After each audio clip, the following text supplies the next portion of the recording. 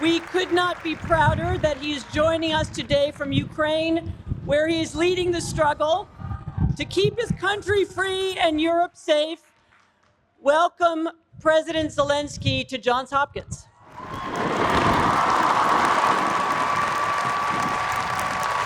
Thank you. Thank you very much. Thank you, Mrs. Applebaum, for such a generous and yet brief introduction. Mr. President Daniels, Mr. Chairman of the Board of Trustees Foster, dear students, faculty, parents, and guests of the university on this day.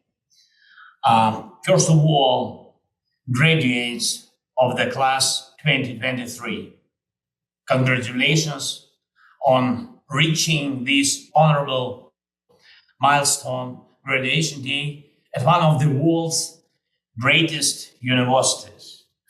And if some of you are a little bit worried about whether my speech may delay your long-awaited graduation moment, I want to assure you that I will also try to be brief. Perhaps not as brief as Mrs. Applebaum was at the beginning, but anyway, I will not be too long. The time is the essence, and it is the essence that I would like to talk about today. One of the most common truisms on earth is the advice to value, or at least not waste time. Why has it become so widespread?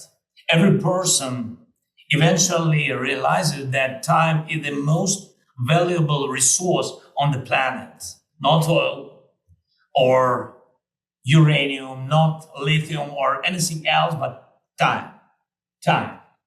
The very flow of time convinces us of this.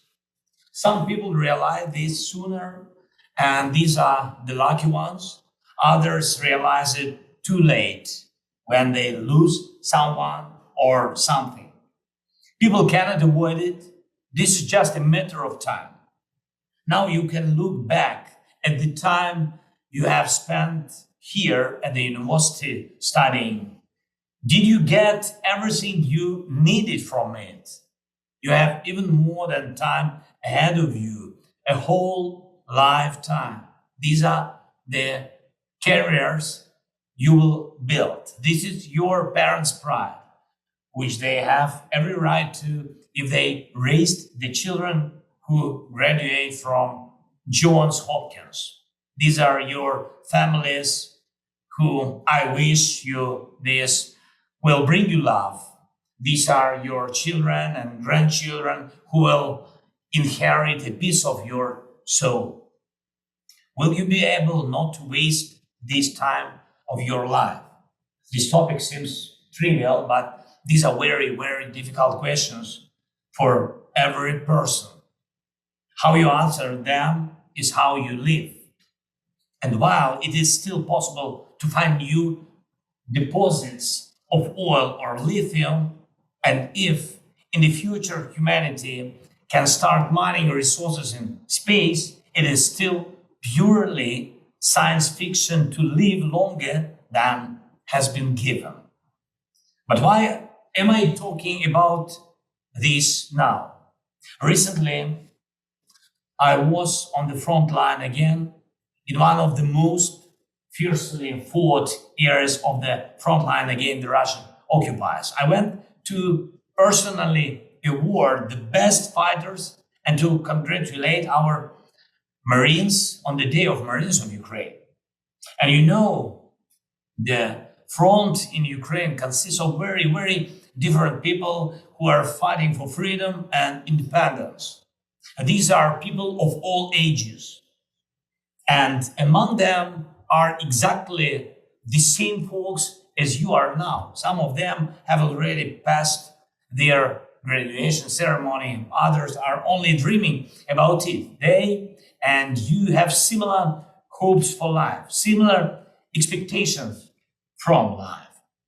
But there is fundamental difference that comes down to the question of time. The time of your life is under your control.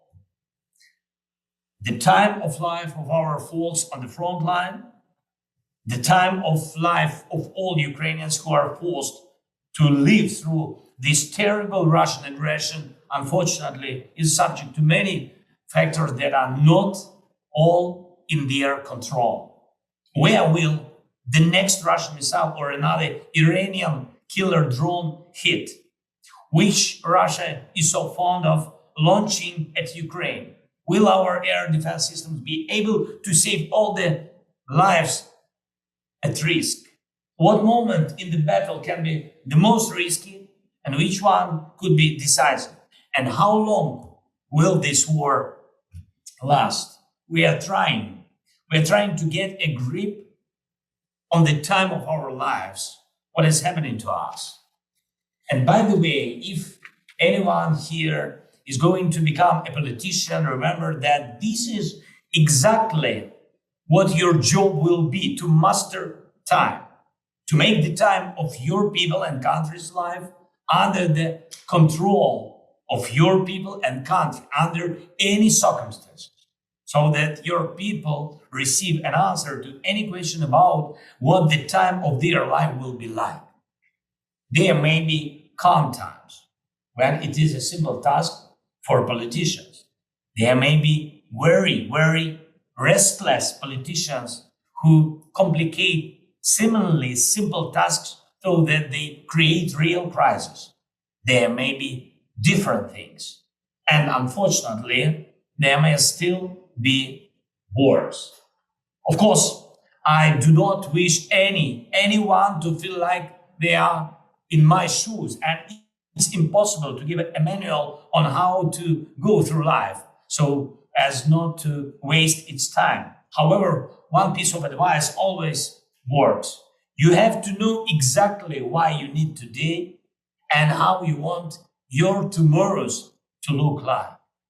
You have to know this when you are a politician and have to achieve a certain goal for your country. You have to know this when you are a soldier and you have to defend your position so that the whole country is protected. You have to know this when you just have to go through life. Sometimes, however, when you are young and when you are a student, you still need to waste some time. What is life without it? But only sometimes, and when no one else depends on you. I'm proud that Ukraine is not losing a single day in its defense against Russian terror. Every day we do everything to become stronger, to give more protection to people, to save more lives. The United States has also not lost a single day in helping Ukraine repel the Russian aggression. President Biden, a strong bipartisan coalition in Congress, and most of all, the American people have, like the generations before them, risen to this occasion and are leading the free world to secure freedom in Europe.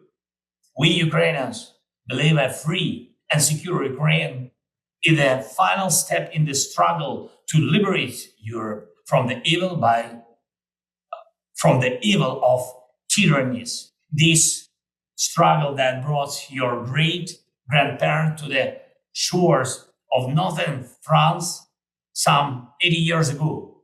And I have no doubt you will all soon become great doctors, lawyers, engineers, and titans of new technologies and new businesses.